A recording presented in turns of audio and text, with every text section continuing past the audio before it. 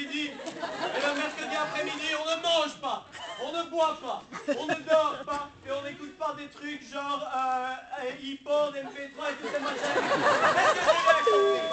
Est-ce que c'est bien compris? D'accord. Et s'il y en a un qui discute, il revient la semaine prochaine. Voilà. Je pense que vous avez tous compris de qui je vais vous parler.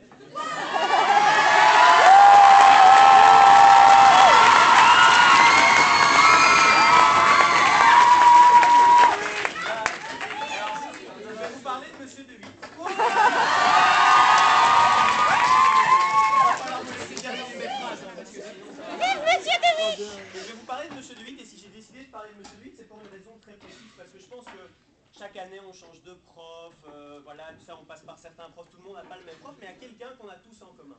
Et donc c'est Monsieur De Witt. Et c'est quelqu'un qui nous a guidés vraiment à travers ces 6 années. Il nous a aidés, il a toujours été là pour nous, et surtout, il a beaucoup réfléchi à la façon dont il allait être là. Je ne sais pas si vous avez remarqué, comme le comportement de Monsieur De Witt évolue à travers les années. Vraiment, non mais, d'abord, il y a le niveau quand on est tout petit, on vient de rentrer, on est en première, deuxième, encore le moment où on se balade avec les gros sacs à dos. Et à ce moment-là, Monsieur De Witt, il n'a aucune relation avec nous. Rien du tout, donc on a encore trop peur que pour faire des trucs qu'on ne peut pas, mais il ne nous parle pas non plus. Et donc la seule chose qu'il nous dit, c'est avant le week-end. Juste avant le week-end, quand tout le monde part, quand tout le monde sort de l'école, il est posté, là vous savez, devant l'entrée. Et quand on sort, la seule chose qu'il nous dit quand on est petit, c'est bon week-end.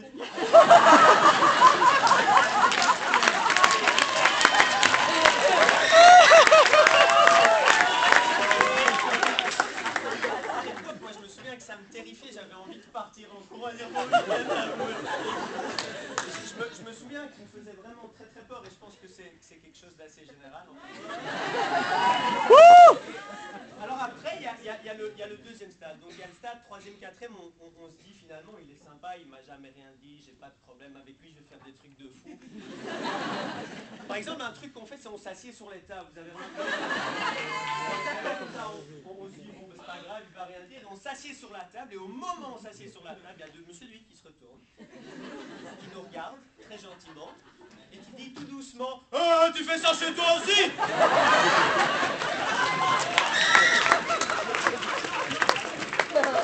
Évidemment, le petit de 3e, 4e, ça lui fait super peur, il se lève, il sait plus où se mettre, et la plupart réagissent comme ça. Mais alors, on a toujours 2 ou 3 par année qui se disent je vais un peu faire le malin.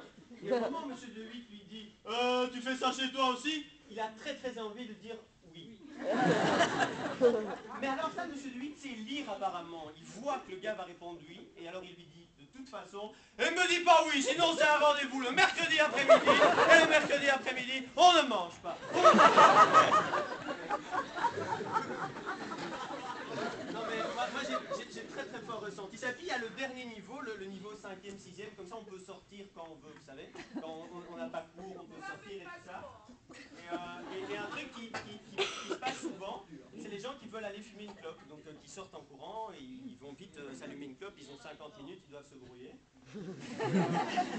Ils sortent et puis ils n'ont pas de bol, il pleut. Alors vous savez tous que pour fumer, il faut se mettre derrière la ligne.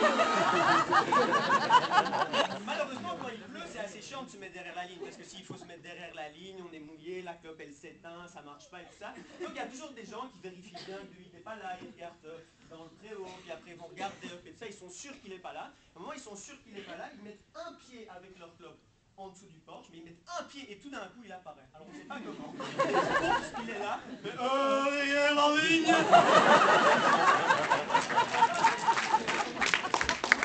Je sais vraiment pas comment il fait, tout d'un coup il est là, et moi ça m'a toujours vraiment fort impressionné.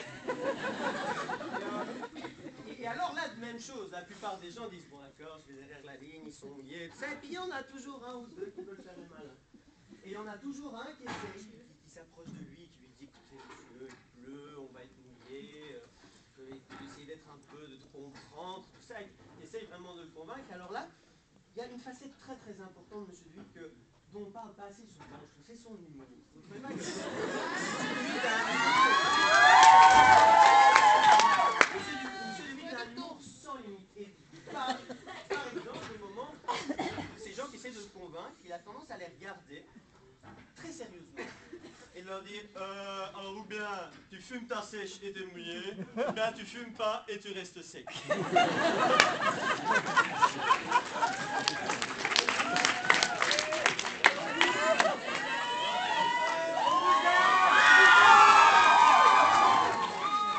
Je pourrais parler très longtemps de son humour, ce que je ne vais pas faire. Mais je pense quand même qu'il y a quelque chose d'important que je dois vous dire, c'est que si je décide de faire ça, c'est que évidemment je suis dans le dernier stade, donc maintenant je peux. Mais aussi parce que quelque part, tout au fond, Monsieur Duit, je l'aime bien.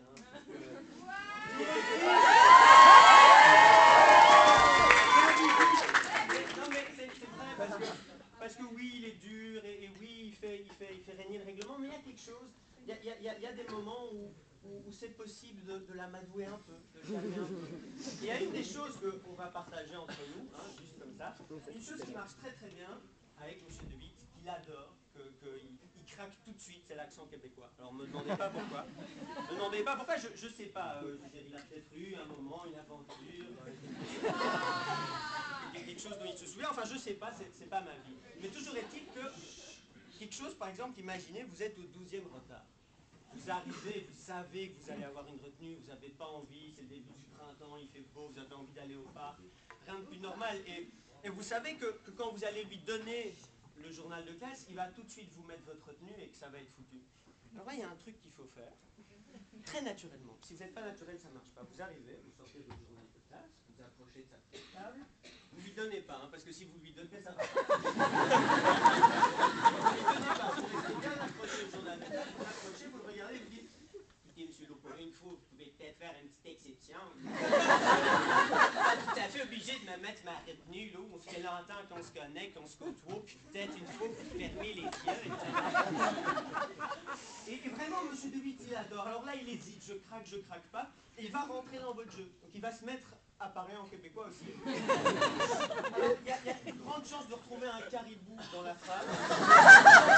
C'est vrai, parce que monsieur De Witt, le caribou est assez représentatif du Québec pour monsieur De Witt, et donc il va vous dire quelque chose dans le genre mais pourquoi tu pas devenu un caribou, là? Tu aurais pu le garer devant l'école, puis il n'y aurait pas eu de problème, puis tu serais arrivé à temps, ça ne m'aurait pas dérangé de garder quelques instants. Mais là, il faut rentrer dans son jeu, donc il faut rigoler, il faut sourire, il dit d'accord, je suis désolé, tout ça. Et il y a vraiment énormément de chances qu'ils disent allez, pour une fois, je ferme les yeux. Donc c'est vraiment quelqu'un de gentil, quelqu'un de doux, dans le fond. Et surtout, je pense que c'est quelqu'un qui gère l'école. On le dit pas assez souvent, mais sans lui, je veux dire, ça fonctionne plus.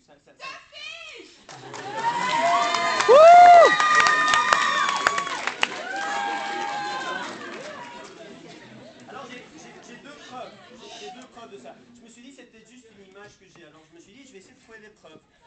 Et donc une chose que j'ai fait, c'est que je me suis baladé dans les couloirs, de préférence dans les couloirs des gens qui sont encore au niveau et j'essaye d'en trouver un qui fait quelque chose qu'il n'est pas censé faire. Donc je cherche ça, puis j'en trouve un. C'est pas très difficile à trouver. Je me mets hors de son champ de vision, je le regarde, je laisse faire un peu et je fais je m'en. Alors là, il n'en peut plus, donc il se retourne. Je suis désolé, il cherche et il ne trouve pas. Mais vraiment, il cherche parce qu'il se dit vraiment si je recommence et qu'il me voit, je vais mourir. Donc il cherche, il ne trouve pas. Il dit bon, je deviens fou, il recommence. Alors au moment où il recommence, toujours hors de son champ de vision, je m'approche un tout petit peu et je dis oh, tu te moques de moi ou quoi? Là, le gosse, il n'en peut plus, il bondit, vient vers, un truc, et il part en courant, et il est désolé.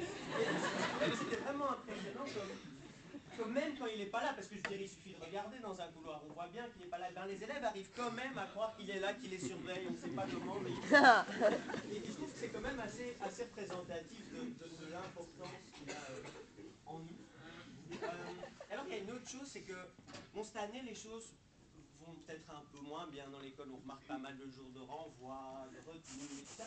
Et donc j'imagine que la direction a dû se dire il nous faut une solution, ils ont cherché une solution. Et ils ont cherché cette solution et ils ne trouvaient pas. Et un jour, M. Pirard est rentré dans le bureau de Mme Kirtz.